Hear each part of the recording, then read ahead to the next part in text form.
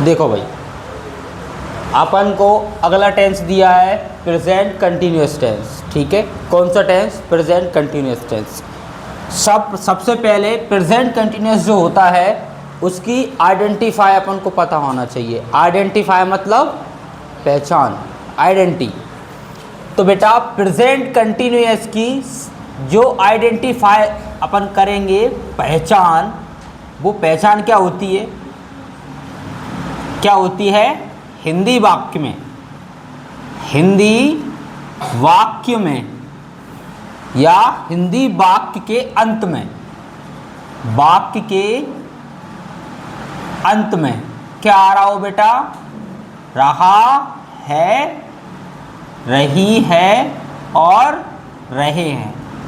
ठीक है बच्चों, ये शब्द आ रहे होंगे हिंदी वाक्य में। ठीक है, हिंदी में, तो वो प्रेजेंट कंटिन्यूअस की पहचान को आइडेंटिफाई करेंगे। ठीक है, इंग्लिश में कैसे करेंगे सर? इंग्लिश में करेंगे बेटा वर्ब और हेल्पिंग वर्ब के थ्रू। वर्ब और किसके थ्रू बेटा? हेल्पिंग वर्ब के थ्रू। ठीक है सर, हेल्पिंग वर्ब क्या होती हैं बेटा? हेल्पिंग वर्ब होती हैं इनकी इज, एम और आर। ठीक है, इज, एम, आर। अब जो इज, एम, आर होती है ना बच्चों, वो कहाँ कहाँ पर यूज होती हैं? बच्चों जितनी भी सब्जेक्ट होते हैं ना, सभी सब्जेक्टों में इज, एम और आर ये तीनों यूज होती हैं। अब सब्जेक्ट तो बहुत सारे होते हैं, होते क्या नहीं होते? ही, शी, इट, नेम, यू, वे, दी, और भी बहुत सारे सब्जेक्ट होते हैं। तो बेटा उनमें से इज किसके साथ में लगाना है सर? इज लगाना है ही के साथ। उसके बाद शी, इट और किसी का नाम।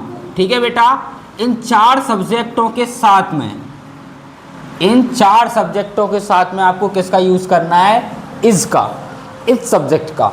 उसके बाद आता है एम। बेटा एम जो है ना वो सिर्फ आई के साथ लगता है, ओनली आई के साथ एम लगता है। फिर आर किसके साथ लगता है सर? आर जो होता है ना वो लगता है यू, वी और दे। ठीक है बेटा, इज लगेगा ही, शी, इट नाम के साथ, एम लगेगा आई के साथ, और आर किसके साथ लगेगा बेटा? यू, वी और दे। इतना क्लियर हो गया। अब इसमें बेटा जो वर्ब होती है, जो वर्ब होती है ना बेटा, उसकी फर्स्ट फॉर्म होती है। क्या होती है? First form. हमेशा फर्स्ट फॉर्म ही चलेगी, और साथ में आईएनजी दर्शा रहा होता है। आईएनजी आपको ये दर्शाएगा इसमें कि ये कंटिन्यूअस टेंस है। क्या है? कंटिन्यूअस टेंस है। अब अगर अपन उस कंटिन्यूअस टेंस को पहचानेंगे तो कैसे पहचानेंगे? आईएनजी के थ्रू। कंटिन्यूअस तो बहुत सारे होते हैं बेटा, लेकिन प्रेजेंट कंटिन्यूअस की पहचान क्या है? कि आईएनजी के साथ एस, एम, आर, इनमें से कोई एक होगी तो अपन को पता चल जाएगा ये कौन सा टेंस है, प्रेजेंट कंटिन्यूअस टेंस। ठीक है, अब अपन आगे पढ़ते हैं बेटा। आगे आता है इसका क्या? फॉर्मूला या स्ट्रक्चर। ठीक है, फॉर्मूले से सारी समस्याएं हल हो जाती हैं। सबसे पहले फॉर्मूला किसका बनेगा? बोल दो, पॉजिटिव का। किसका बनेगा बेटा? पॉजिटिव का। सबसे पहले क्या आएगा यहाँ पे? सब्जेक्ट। सब्जेक्ट के बाद क्या आएगा? सब्जेक्ट के बाद आएगा बेटा हेल्पिंग वर्ब, जो कि क्या है आपकी? इज, एम और आर। उसके बाद क्या आएगा? वर्ब की फर्स्ट फॉर्म। मैं लिख देता हूँ यहाँ पे वी फर्स्ट, प्लस आईएनजी और प्लस क्या आएगा बेटा? ऑब्जेक्ट। ठीक है, दूसरा फॉर्मूला कैसा बनेगा बेटा? नेगेटिव। कैसा बनेगा? नेगेटिव बनेगा। ठीक है, नेगेटिव में क्या होता है? हेल्पिंग वर्ब के बाद क्या लग जाता है? नॉट। बाकी सारा पोर्शन ऐसा का। ठीक है, हेल्पिंग वर्ब के बाद लग गया नॉट, वी फर्स्ट मतलब वर्ब की फर्स्ट फॉर्म, प्लस में आईएनजी और प्लस में क्या आ गया बेटा आपका? ऑब्जेक्ट। ठीक है, अब तीसरा कौन सा आता है बेटा? बताओ। इंट्रोगेटिव। कौन सा आता है? इंट्रोगेटिव। इंट्रोगेटिव में हेल्पिंग वर्ब कहाँ आ जाएगी बेटा?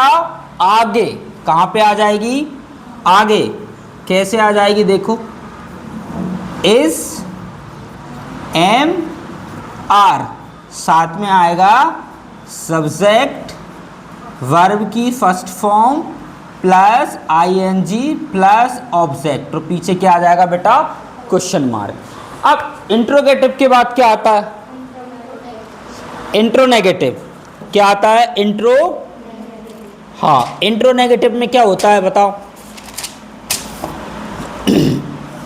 इंट्रोनेगेटिव में क्या आता है,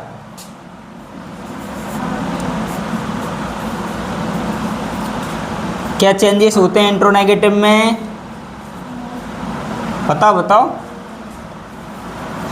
ज़्यादा चेंजेस नहीं होते बेटा, इंट्रोगेटिव सेंटेंस में नॉट आ जाता है, क्या आ जाता है, नॉट। कैसे, ये तो आप इंट्रोगेटिव का पोर्शन लिख रहे हो, is am are plus subject, subject के बाद क्या आ जाता है, नॉट, बाकी सारा पोर्शन ऐसा का ऐसा, पीछे क्या आ जाएगा, ये अपन ने लिख लिए इसके चारों फॉर्मूले। ठीक है, अब अपन एक एग्जांपल से करेंगे, है ना।